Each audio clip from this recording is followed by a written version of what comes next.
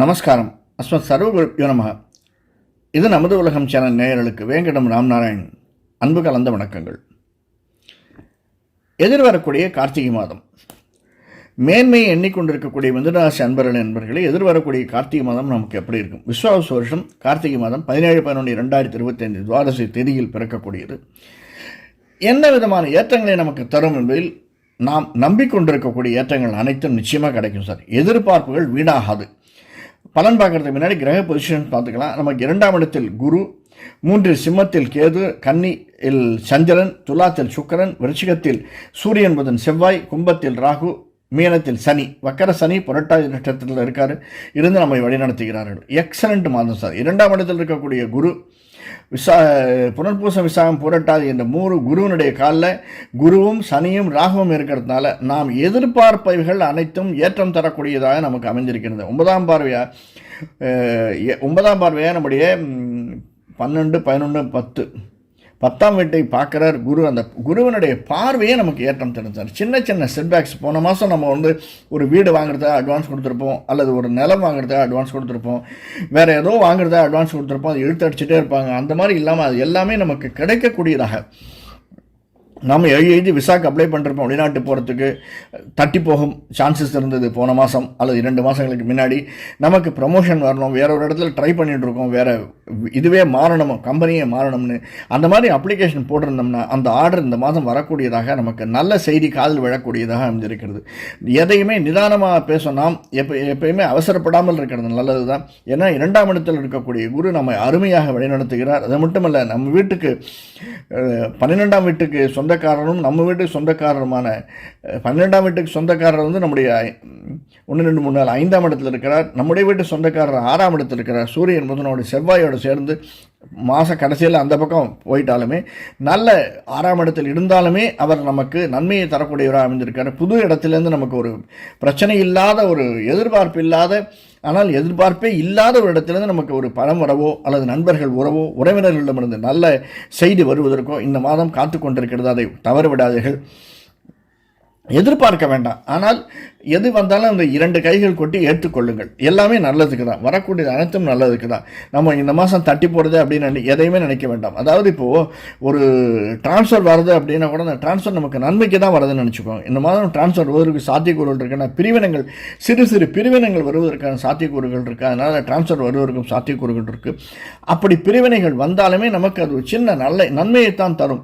ஏன்னா எப்படி சார் நன்மையை தரும்னா, பிரிவினை ப்ரொமோஷனுக்காக இருக்கலாம், அல்லது வேறு கம்பெனி மாறுவதற்காக இருக்கலாம், அல்லது டிரான்ஸ்ஃபர் வேறு யாரோக்காக நம்ம டிரான்ஸ்ஃபர் பண்ணுவதாக இருக்கலாம். இந்த மாதிரி பிரிவினைகள் நிச்சயமாக நம்ம நினச்சிட்டு இருப்போம், ஐயோ நம்ம வீட்டை பிரிஞ்சு போகிறோமேனு கவலைப்படாதீங்க. அடுத்த ஒரு 6 மாதத்திற்குள் சேர்ந்து விடுவதற்கான சாத்தியக்கூறுகள் இருக்குது. அதே மாதிரி பிரிந்தவர்கள் கூடுவதற்கான சாத்தியக்கூறுகள் இந்த மாதம் நிறைய இருக்குது சார்.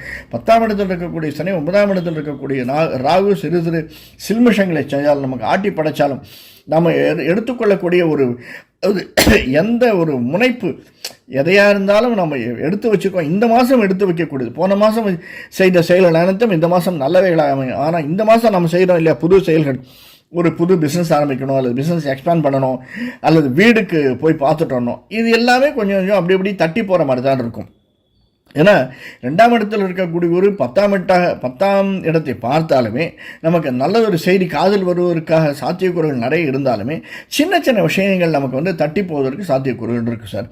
அதே மாதிரி நம்ம எதிர்பாராத பிரச்சனைகள், உடல் உபாதைகள் வருவதற்கான சாத்தியக்கூறுகள் இருக்குது. கழுத்து, ஷோல்டர் பெயின் வருவதற்கான சாத்தியக்கூறுகள் இருக்குது. அதற்கான செலவினங்கள் வருவதற்கான சாத்தியக்கூறுகள் இருக்குது. நம்ம உறவினர்கள் நாம் காதில் கேட்போம், அதாவது உறவினர்களோ நண்பர்களோ திடீரென்று ஹாஸ்பிட்டலைஸ் பண்ணி நாம் அதை போய் பார்த்துடுறதுக்கான ஒரு சாத்தியக்கூறு இருக்குது.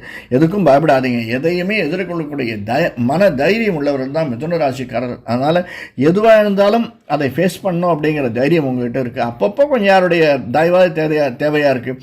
அப்பா அம்மா கொஞ்சம் அட்லீஸ்ட் அனுசரித்து போதல், ஒய்ஃப் ஏதோ ஒன்று சொல்கிறது, ஹஸ்பண்ட் ஒரு சொலேசாக பேசுறது, அதில் பையன் பொண்ணுக்கிட்டேருந்து ஒரு சின்ன வார்த்தை கிடைக்கிறது, இதெல்லாமே நம்மை குளிர வைக்கக்கூடியதாக அமைந்திருக்கின்றன. அதெல்லாம் நமக்கு இந்த மாதம் நிறைய கிடைக்கும். கவலைப்படாதீங்க.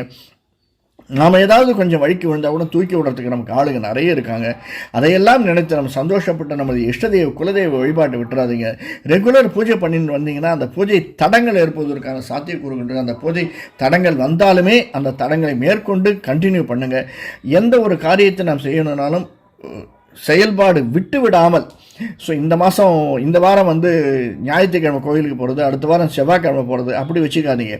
ஒரு ரெகுலராக ஒரே இடத்திற்கு ஒரு காரியத்தை செய்தோமையானால் அந்த காரியத்தை ரெகுலராக செஞ்சுடுவாங்க. நிச்சயமாக ஏற்றம் உண்டு. அதுவும் எஸ்பெஷலி புதுசாக நாம் பார்த்துருக்கக்கூடிய நம்முடைய ஒய்ஃபுக்காக நாம் போகக்கூடிய கோயில் அல்லது ஹஸ்பண்டுக்காக நாம் போகக்கூடிய கோயிலிருந்து நமக்கு நல்ல ஒரு செய்தி வருவதற்கும் எதிர்காலத்தில் இது நம்மை தாக்குவதற்கும் நல்ல விதமாக பயன்பட போவதற்கும் சாத்தியக்கூறுகள் நிறைய இருக்குது. எதிர்பாராதது எதிர்பாருங்கள். அதுதான் இந்த மாதத்தினுடைய மிதுனராசிக்காரர்களுக்கு நாம் தெரிந்து கொள்ள வேண்டியது. இந்த காணொலி இது வரைக்கும் நம்ம சப்ஸ்கிரைப் பண்ணலைன்னா சப்ஸ்கிரைப் பண்ணிக்கோங்க, ஷேர் பண்ணுங்கள், பிடிச்சிருந்தால் லைக் பண்ணுங்கள், ஹைப் பண்ணுங்கள். வேறொரு காணொலியில் மீண்டும் சந்திப்போம். வரக்கூடிய நாட்கள், ஏன்னா இந்த மாதம் ரொம்ப ஒளிமயமான மாதம். கார்த்திகை வருகிறது. 17ஆம் தேதி 18ஆம் தேதி பரணி தீபம், வைகால தீபம், சர்வாலய தீபம் வருகிறது. கார்த்திகை விளக்கெழுத்து நம் வீட்டையெல்லாம் குளிர வைக்கும். அந்த ஒளியினால் நிரம்ப இருப்பதாக நம்முடைய வாழ்க்கையும் ஒளி வீசக்கூடியதாக அமைந்திருக்கும் என்பதில் சிறிதும் சந்தேகமில்லை. வேறொரு காணொலியில் சந்திப்போம். நன்றி, வணக்கம்.